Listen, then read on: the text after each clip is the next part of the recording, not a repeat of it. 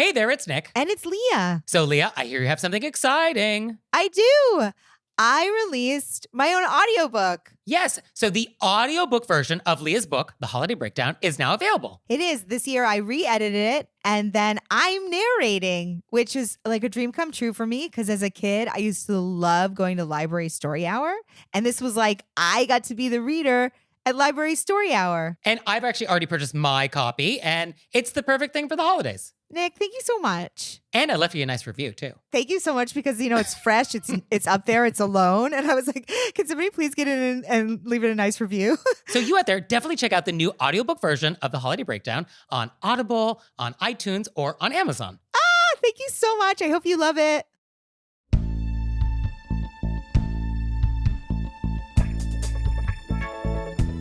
Do you not eat fried chicken on Christmas? Do you comment on people's diets? Do you forget to send thank you cards? Were you raised by wolves? Let's find out. Here are things that can make it better when we have to live together. We can all use a little help. Some people don't ask themselves, were you raised by wolves? Hey everybody, it's Nick Layton. And it's Leah Bonema. And let's just get right down to it with our AMUSE-BOUCHE. Let's get in it. So for today's AMUSE-BOUCHE, I want to take you to Japan. Oh, I'm delighted. And I want to take you to Japan at Christmas time. Double delight. Double delight. I mean, it's my favorite thing, plus your favorite thing. I mean, what a vacation. This is amazing. So we're in Tokyo, it's Christmas, and I want to do the thing that millions of Japanese people are going to be doing to celebrate. So Leah, what are we going to be doing? Are we doing Kalyanka? Call back. We are not. And I'll give you a hint. This is a food. This is something we're going to be eating. What are we going to be eating in Japan on Christmas? Oh, Nick, I feel like, I could go. Where are we? Yeah. Give me a guess. What do you think we're going to have? I think we're going to have, we could do something that's like a raw fish cut into the shape of a Christmas tree. Oh. Or maybe, wouldn't that be lovely? I mean, that's interesting. Decorated in wasabi for the greenery? Come Oh, on. maybe like little sprinkles of roe as like tinsel? Yes. I love this. Okay. You're not even close. Okay. So what we're going to do is we are going to go and have Kentucky Fried Chicken. That's right. We're actually going to be going to KFC. I would not have gotten there. And I do hope you remember to pre-order your bucket back in October, maybe November, because once they sell out, they sell out. And I don't want to have to wait in line for hours on Christmas for my chicken. Oh, wow. Oh, yeah. No, this is a thing. This is absolutely a thing in Japan. There is so much demand for KFC chicken that they're actually trying to stretch it out over the whole week and not just make it a Christmas thing so they can keep up. Yes, they do like 10 times more business on December 24th than they do like all year. Yeah, no, it's unbelievable. And just to be clear, while millions of Japanese people do this, like there are plenty of people who do not celebrate in this way or celebrate at all. So it's not like every Japanese person is doing this, but millions of people are. Like this is definitely a thing that is happening. Do people get like the full, is it just the chicken or are they getting the full dinner? Oh, it's a full dinner, and it is more elaborate than anything we have in the United States. I mean, this obviously comes with chicken of different types. You can get fancy versions, like a whole roast chicken or like chicken and red wine sauce. Woo! And then the bucket is also going to have things like interesting sides, like shrimp gratin or like a whole chocolate cake. What? I know. Does KFC have cake in the United States? I've actually never been to KFC, so I'm not actually sure what they offer. But you can get it in Japan if you pre-order. Yeah. And the bucket itself also like changes designs. It's like the Starbucks holiday cup. Like there's like a different one every year. And there's a commemorative plate. There's actually like a plate that you save. Yeah. This is so fun. I want to go. Right? So the real question is, how did this happen? How did this become a tradition in Japan? And so let's set the scene. After World War II, Japan was increasingly open to Western ideas, Western foods. And we get to the 1970s, which is when like the first wave of Western brands started to really come in, like fast food chains. And KFC was one of the first in the 1970s. And there was a manager, or so the story goes, there was a manager of one of the outlets in Nagoya, and he overheard a Western customer talking about how he couldn't get roast turkey on Christmas, and how the closest thing he could get was like fried chicken. And so then that manager was like, oh, isn't that interesting? And so the next year they like made sort of like a holiday like promotion around it. But then KFC Japan took that idea national in the mid 70s and they blew it out. And they had a whole campaign called Kentucky for Christmas. And the Kentucky for Christmas campaign is probably one of the most successful ad campaigns in the history of the world, because it basically made the people of Japan think that a American Christmas tradition is to have fried chicken on Christmas. And they really pushed it. I mean, they really pushed it. I was watching an ad from the 80s, and it's showing like this suburban house with snow, and people are coming home, and through the window they see like mom with the chicken, and then they like are having the chicken, and like, oh, isn't this warm and cozy? And in the background of this ad, there's this song that's playing that sounds like a Christmas carol, but it's actually a song called My Old Kentucky Home, which I'm not familiar with, but it's just like, you know, it's a song that exists, but like, it's not a Christmas carol. But it just creates this vibe, creates this mood. And it definitely hits like all the emotional notes of Christmas. Oh, I can't wait to watch this commercial. This is so exciting. Yeah, I'll post a link to it in the show notes. And I guess why did it work? I guess in some way, Colonel Sanders does look like Santa if you dress him up in red. Which, of course, is exactly what happens at Christmas at all the outlets in Japan. Yeah, there's definitely Colonel Sanders dressed as Santa in Japan. And only like 1% to 2% of Japanese people actually identify as Christian. And so there isn't a Christmas tradition in Japan. And so KFC just like filled the void. And December 25th is also not a holiday in Japan. And so if you wanted to like do something to celebrate it, because you're like, oh, that's kind of fun to celebrate Christmas, it's a work day if it just happens Monday to Friday. So like, it's not a day off for people. They can't like be at home all day roasting. But the idea of like, oh, let's just get takeout fast food for dinner and like celebrate that way, like that totally works at the end of a work day. I love the idea that they're ordering in advance. Oh, yeah. Oh, this sells out. Oh, this absolutely sells out. Yeah. Or you have to just wait in very long lines for anything they may have left on the day. Yes. And if KFC sells out, then like other convenience stores in Japan do sell fried chicken, just to like capture some of that fried chicken holiday magic. That rollover. Right? It won't be official KFC fried chicken, but like you'll still get that kareage vibe that you're looking for. You're not getting the plate, though. You're not getting the commemorative plate. You're not getting the commemorative plate. And I guess the last thing to kind of note here is that the Japanese relationship to fast food is very different than ours. I think for us in the United States, we do often look at fast food as like sort of being not healthy and not good for you. And in Japan, they don't necessarily have that feeling. It's more just about convenience. It actually can be very high quality. Like there's great fast food in Japan. And so like they just have a different relationship to fast food. And so the idea of like, oh, let's go to KFC for Christmas, like that feels fine. It's just about the convenience. Also, I just love that we're learning Christmas traditions in different countries. Right? Well, my goal is to help you celebrate Christmas globally. Nick, this is the best goal. Yeah. I thought it was right up your alley. So that is Christmas in Japan.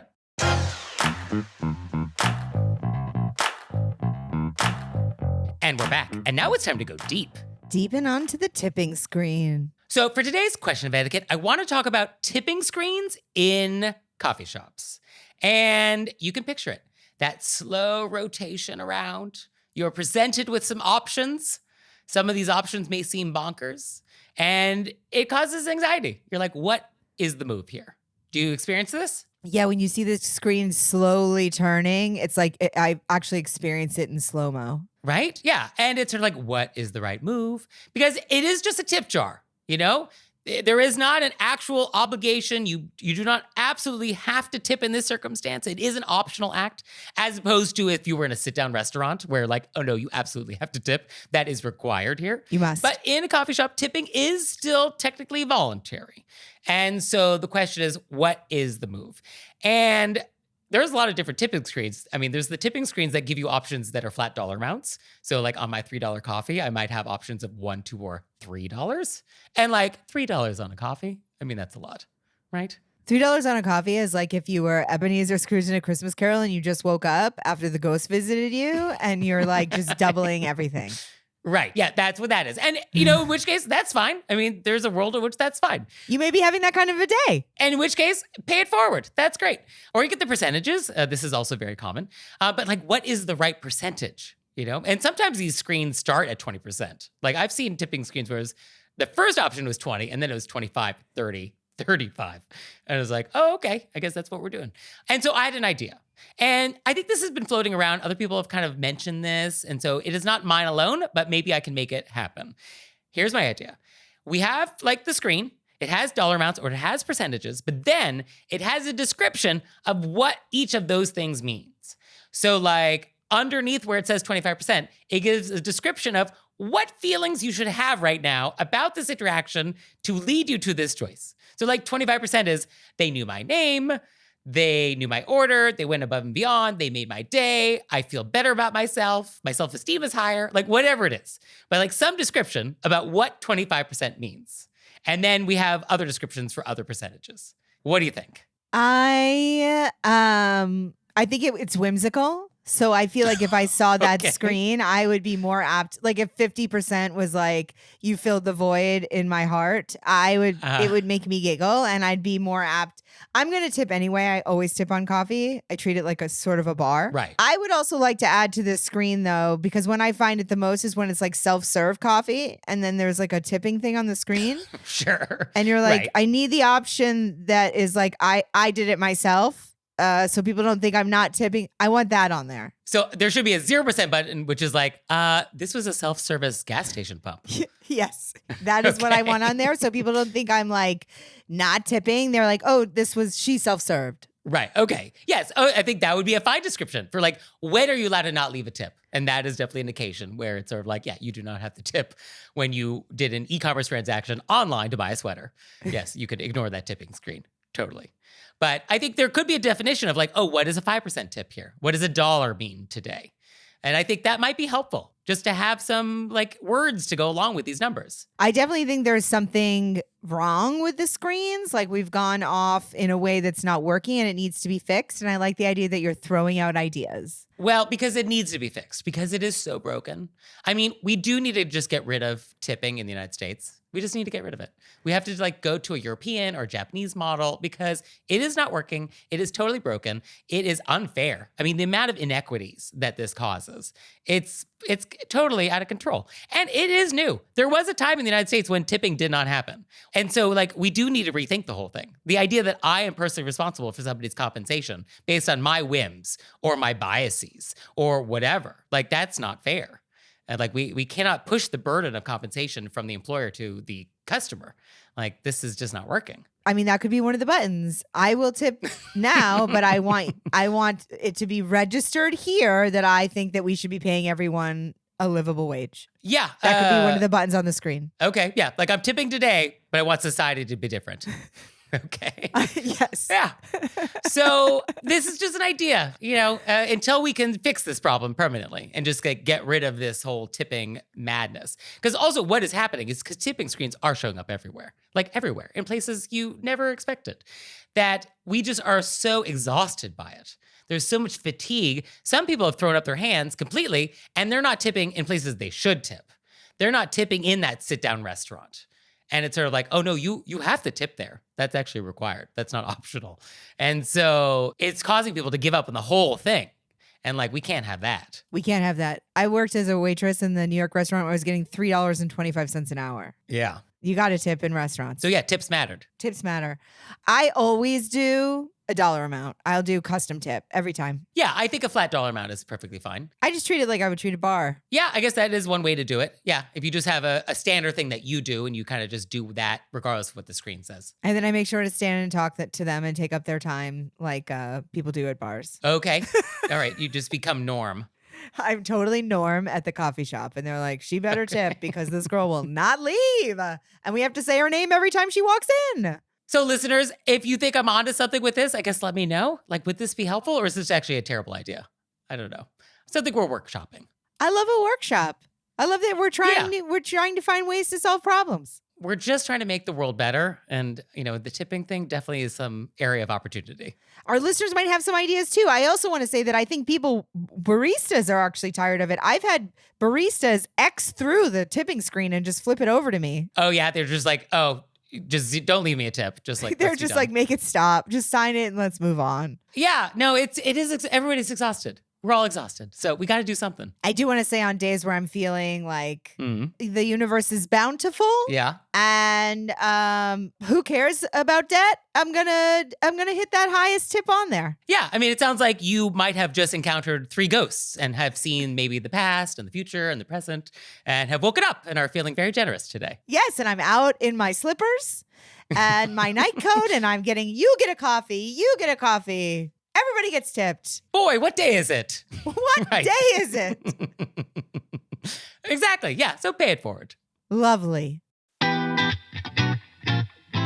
now it's time for Intermezzo. Intermezzo. So this episode is brought to you by Acorns. Acorns with an S, many, many acorns, because you are planting many, many seeds so you can grow your oak. So Acorns makes it easy to start automatically saving and investing for you, your kids, and your retirement, even during the holidays. And you don't need to be an expert. Acorns will recommend a diversified portfolio that matches you. And you don't need a ton of time. You can create your Acorns account and start automatically investing your money in just 5 minutes. Acorns lets you get started with the spare money you've got right now. That could be $5 a day or even just your spare change. Acorns can round every purchase you make up to the dollar and automatically invest your spare change for you. So that coffee you grab at the mall while you're Christmas shopping? Now that's investing. And you can get bonus investments just for buying the stuff you need from the brands you love. So head to acorns.com/WYRBW or download the Acorns app to start saving and investing for your future today. Gotta read that disclaimer, Nick. Okay, paid non-client endorsement. Compensation provides incentive to positively promote Acorns. Investing involves risk. Acorns Advisors, LLC, an SEC-registered investment advisor. View important disclosures at acorns.com/WYRBW. And now it's time for an intermezzo. Intermezzo. So this episode is brought to you by Unbound Merino.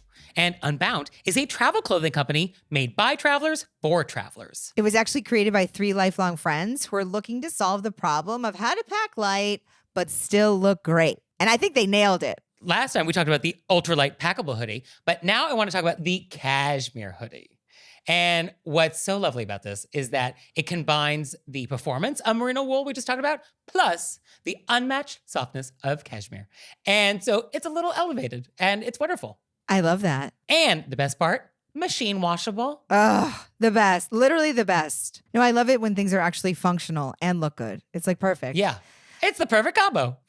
So you out there, head to their website, unboundmerino.com. That's UNBOUNDMERINO.com, where new customers can use our code RBW for 10% off their order. And we're back. And now it's time to take some questions from you all in the wilderness. Ow! So our first question is, quote, when should you drop someone from your Christmas list? Reciprocity isn't a priority to me. That feels a bit grinchy. However, between extended family, friends, church community, and now my child's friends, I'm at about 200 cards. It all feels like a bit much. However, I have a hard time cutting anybody. My parents' aging friends don't reciprocate, but I think they enjoy seeing the kids' photos, especially since we don't use social media, so it's a once-a-year family update. And with new friends, it seems like a good olive branch to try to encourage those friendships to grow. Family would be hurt, so I just don't know who to cut. Maybe it's no one? You know where I'm going to come in on this, Nick? So, Well, you're either going to come in on send them to everybody, Christmas is the most important thing ever, or you're going to be like, don't send them.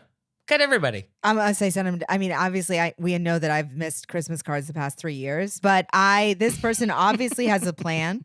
They get their Christmas cards made. They have beautiful pictures of their families on it. Yeah. I say we don't cut anybody. It's too hard to pick. How are we gonna pick? And then we just get everybody in the family involved, like an assembly line on getting these cards. We have a day that our Christmas card day. Everybody gets in it.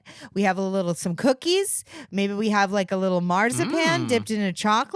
I don't know. I'm throwing that out.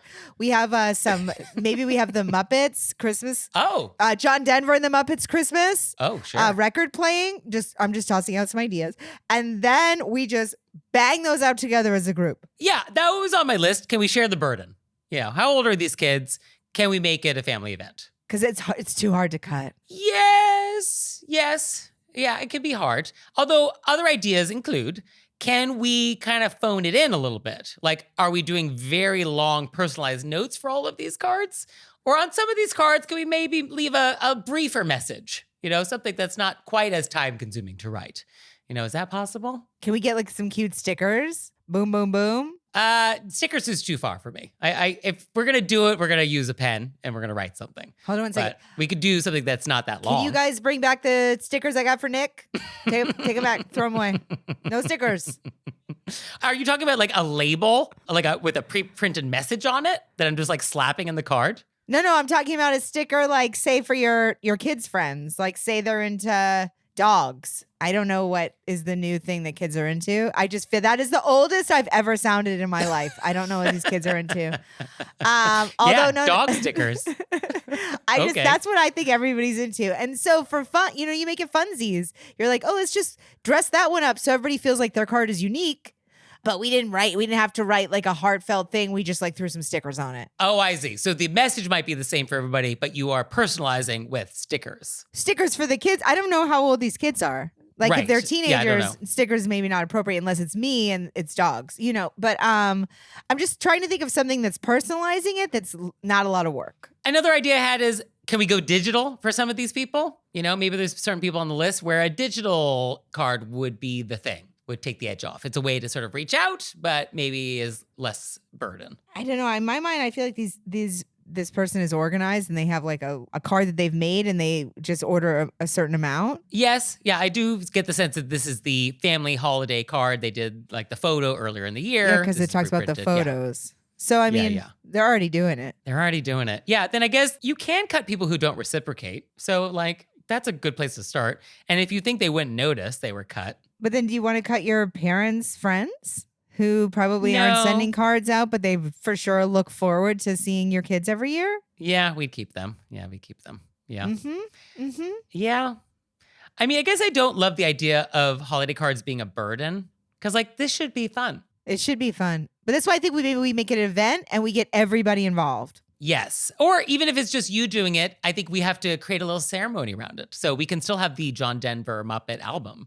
We can still have the marzipan chocolates, just like create a nice day for yourself. And also don't try to do it all in one day. Or get a candle, like a nice Christmas candle. You know what maybe we should do is download the audiobook of Leah Bonnema's The Holiday Breakdown. And by the time you play, it's about 5.5 hours, you will be completely finished. Okay. I mean, wow. Nice plug, but very organic. Thank you, Nick. Yeah. So I think let's make it an event. Yeah. And try to remember that this is supposed to be fun, both for you and the recipient. And if it's sort of not becoming fun, then it's sort of like we do need to rethink this. I have a friend whose house I'll go over to when we're both rapping on rapping days. Mm. And then so we are rapping together separately. Do you know, like we're together, we have a candle going, we'll have like a movie on in the background or an audiobook that's Christmas themed. Mm-hmm. And we have snacks. Okay. But we're getting the things we need to get done. But we're, you know what I mean? So maybe you have a friend who also has a Christmas list they have to go through. Okay, I gotcha. Yeah, so if you have another friend that does a lot of holiday cards, you could just have a holiday card writing party. And then you have some nice cheese.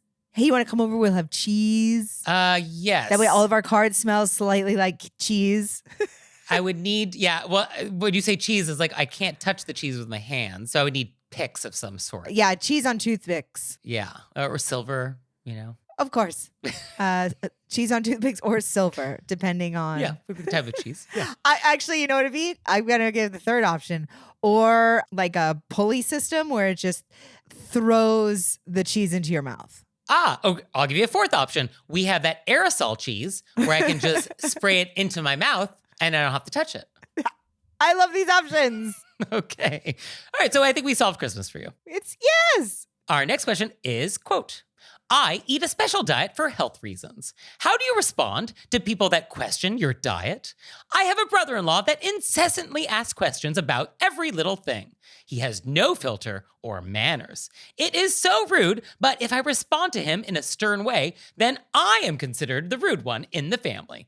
Help. I think Nick and I's favorite thing is when the person who's just sticking up for themselves or is like, please stop being rude to me, gets made into the rude person. Yeah, I don't love that. No. I think you could just say, and I wrote this down, I would love to not talk about my diet. Oh, I like that. Oh, that's nice phrasing. Okay. Yeah, that works. And then if they bring it up again, I go, can we not talk about it? Yeah, I guess that does work. Yeah. I mean, I had phrases like, I feel my best this way. Or like, this is what my doctor and I decided works best. Or there's my favorite, which is, thank you for your concern. I'm fine. I use that for a lot. That works in a lot of situations.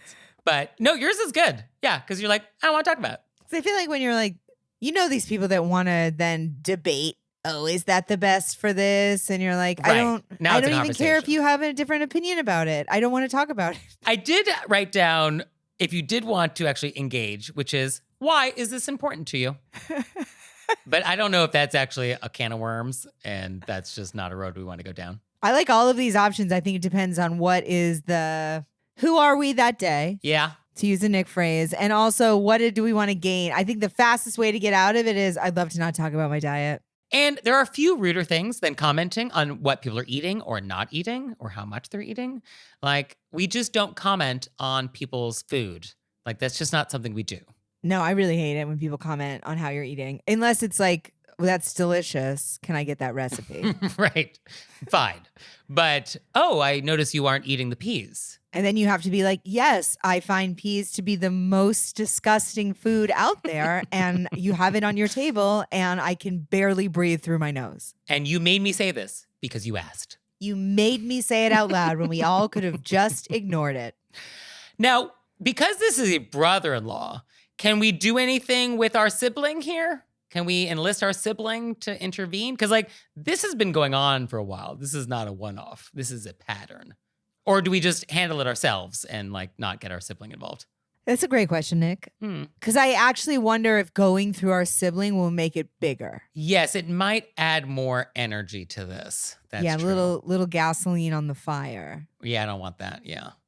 And then there is this thing about like, oh, I'll be considered the rude one if I respond sternly. And it's sort of like, that's interesting because it sounds like everybody takes his side if you ever speak up for yourself. Which we don't like that. Yeah, I don't care for that.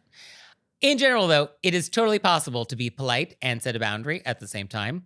And so I think we don't have to be stern, but I think we can be firm. And I think it's possible to be firm, but sort of light or humorous, but still firm. And then I guess the last question that is, do we care if they think that we don't want to talk about our diet in a rude way? Oh, yeah. That is, yeah, you might just want to make that decision, which is like, I'm fine with that. And then what are people going around saying they don't like talking about their food? Yeah, that's true. I don't. Yeah. Yeah, I could live with that. Yeah, that actually could also work. Yeah, let people be mad at you for not wanting to talk about your special diet for health reasons. Yeah, let people be. Yes. Sorry. Sorry. Yeah. All right. So I think this is good advice. I would love not to talk about it. I'm going to work. What was the first one you said? Because that was my favorite. I mean, that was one that I want to try to incorporate into my life because it makes me laugh so hard. The thanks for your concern part.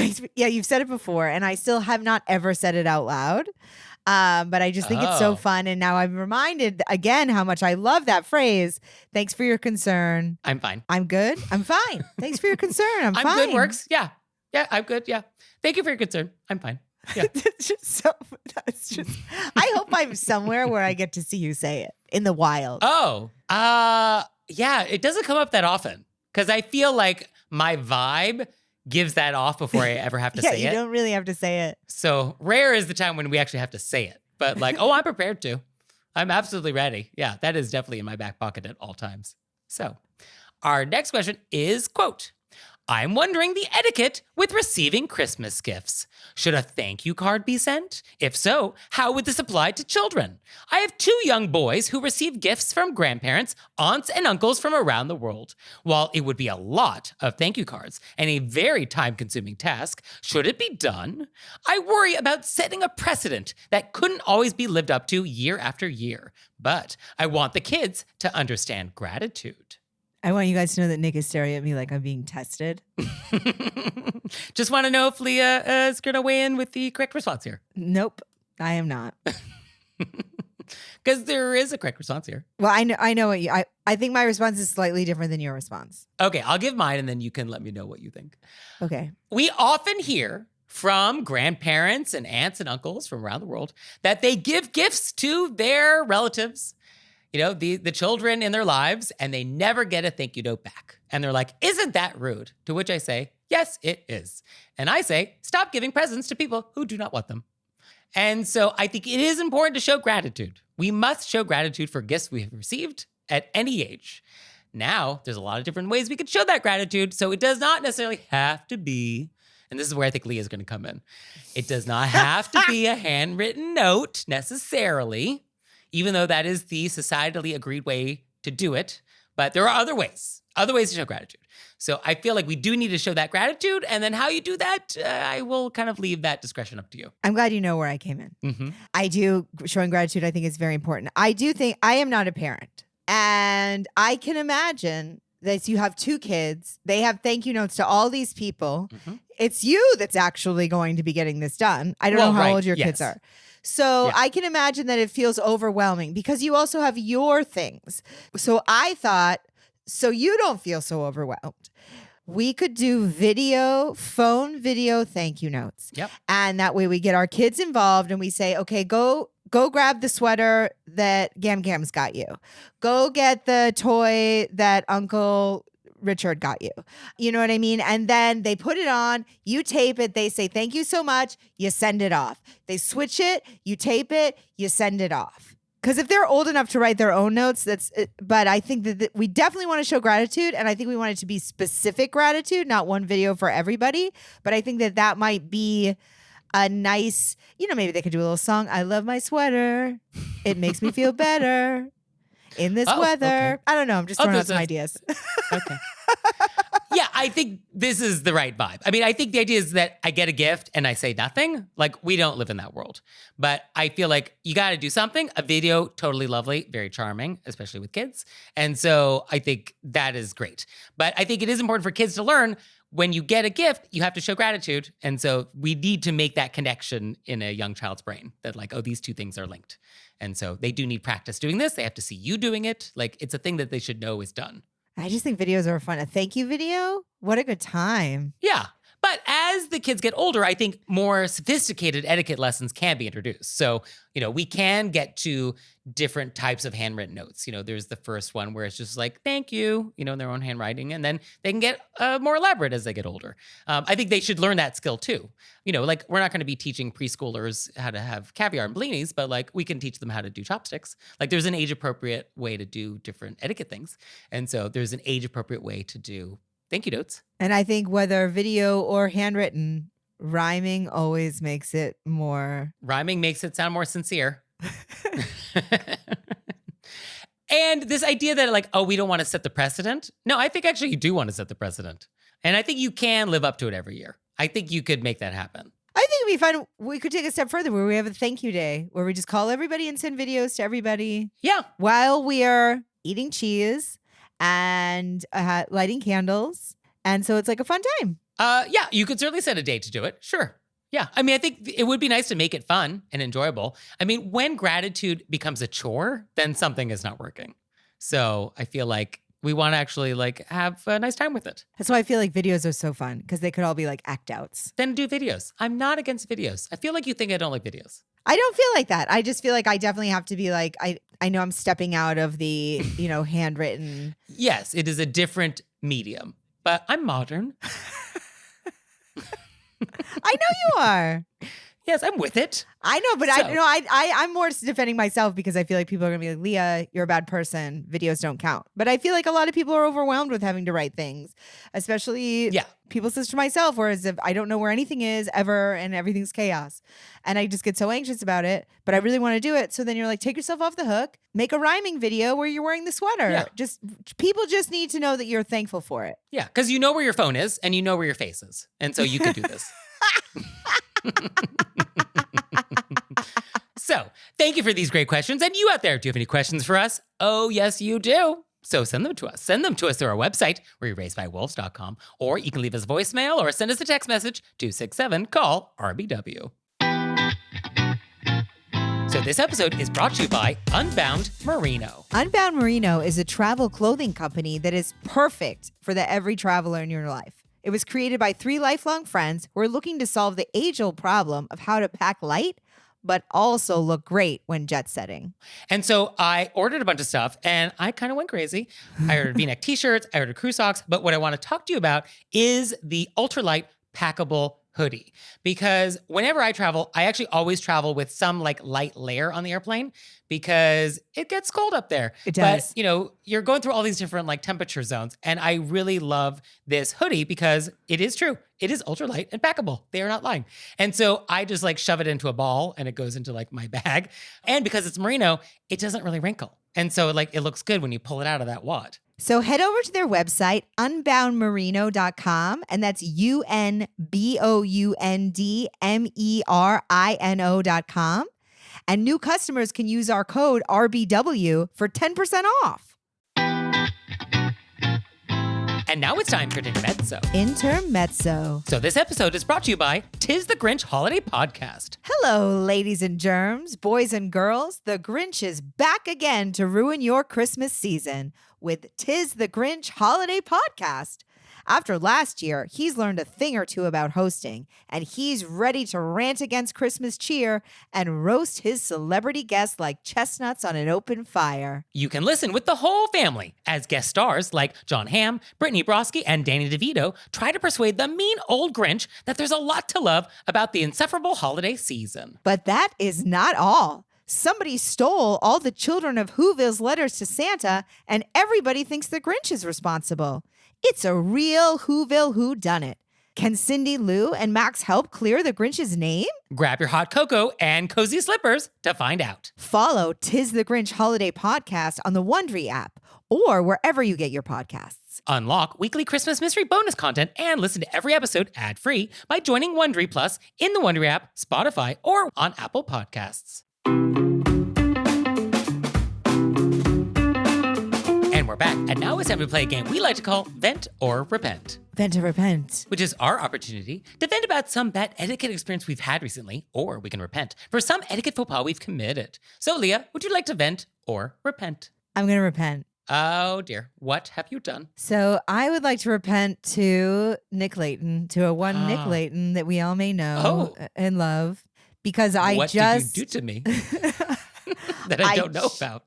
Well, I just keep running out of vents or repents, and I know Oh. every week you're like, you're ready, and I don't have any. I mean, are you just living in bliss? Do we end the show? Have we solved all the etiquette problems out there? Is it over? I'm trying not to dwell on things that I just. Well, you don't have to dwell, but you can still file them in your pocket. Well, unless somebody has really wronged me, I'm just like, whatever. Yeah. They're Okay. whatever. Well, I do hope that you experience etiquette misfortune between now and the next time we chat. But I guess I'm happy for you. I mean, does this count as a repent, though, in our grand tally? Oh, don't it know. counts as a repent in our grand tally. Let me tell you that. Okay. So there's a motive. I see. I guess there's also a part of the repent that's also like, I know I'm out there doing wild things, but I'm sort of just like, hey, I'm trying my best. I can't keep banging my head against a wall because I said something wild. Oh well. Okay. I mean, yeah, you're really in a good place with this, which is not good for our show, but I guess it's good for your mental health. I was going to say, Nick, we make it so I can do 2 cordials of kindnesses. And then I could just imagine your eyes rolling in the back of your head and being like, I can't even throw that out there. Unfortunately, as a podcast, there is a time limit. These These do have a finite limit, so we do have a finite amount of space in our show. And unfortunately, we just do not have room for that. So sorry. But for me, I would like to vent. So I was recently traveling, and I honestly actually cannot remember what airport I was in, but I was traveling, and I was going through security, and I put my suitcase up on the conveyor belt. And sometimes I travel with a very hard-sided aluminum suitcase. So it is like very heavy, and it's very solid, and it's fun. And so I put it through the conveyor belt, and as it's about to go into the machine, the TSA person on the other side slams his fist so hard into the lid of my suitcase. No. Twice. Yeah. Bang, bang. And I'm thinking like, why? Does he think there's a security thing in there? Or is that some like check to make sure it's closed? Or like, why is he banging on my suitcase aggressively? And I was like, did he dent it? Like, it's hard to dent aluminum, but like, you can do it. And so then I look at him with this look of like, what is happening? And he just said back to me like, wow, solid. And that was it. It was as if he had never seen an aluminum suitcase before. And he just wanted to see how solid it was. And he just wanted to bang it really hard. He beat up your suitcase He did, yeah. to see if it could take a beating. Yeah, and so it was not dented, so that's good. But I was a little concerned about it until we got to the other side.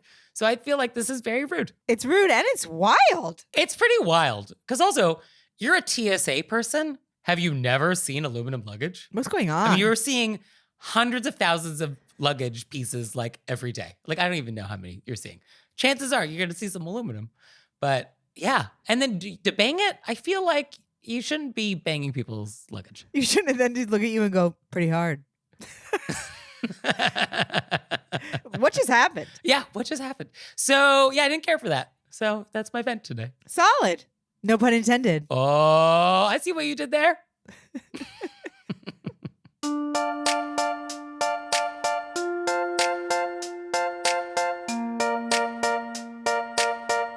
So Leah, what have we learned? KFC in Japan on Christmas. Hello. Merry Christmas indeed. This is so fun. And I learned that I will not be getting any stickers from you this Christmas. I know, and it's possible that you might have been getting them, and now you heard me yell to Greta and Lacey, take the stickers out. Well, I mean, if they're Lisa Frank, I'll take them. Okay, well, we don't know. Well, thank you, Leah. Thank you, Nick. And thanks you out there for listening. Send a handwritten note to my custom stationery if I could. He would. So for your homework this week, we want to settle your toughest etiquette fights. So do you have an etiquette argument with somebody and want to know who's right? Oh, we'll tell you. We'll pick sides. We will give you a definitive ruling. So send us your toughest etiquette conundrums, and we can't wait. We haven't had one of those in a long time. And those are fun. Oh, we love picking sides. Every time I get it, I'm like, are we going to settle this fight? Yeah, we are. So send those to us, and we'll see you next time. Bye. Bye.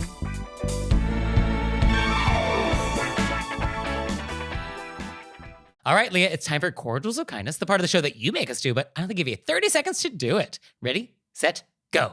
I would like to do a big Cordials of Kindness to Aviators Flight Academy. I did a comedy show there and I made an announcement how I've always wanted to fly. And they reached out to me and I just did my first discovery flight with them, Blake Purdy and Giancarlo. And it was wonderful, lifelong dream. I felt like Sigourney Weaver. I'm for sure enrolling in flight school.